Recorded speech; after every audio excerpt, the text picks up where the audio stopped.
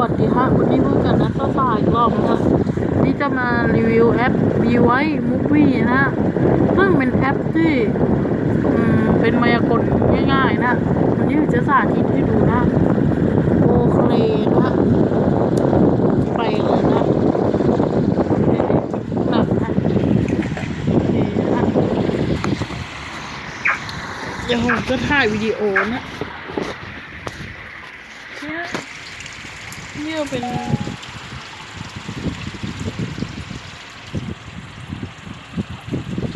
โอเคเดี๋ยวตัดไปดีกว่านะฮะโอเคฮะเดี๋ยวจะตัดไปตอนถ่ายเลยนะฮะนี่คือตัวอย่างคลิปนะฮะเป็นคลิปอย่างนี้นะฮะเป็นตัวอย่างคลิปนะผมถ่ายนะฮะขออภัยนะที่มันไม่ได้นะใครชอบลืมกดไลค์ใครชอบมากลืมกดซับนะฮะ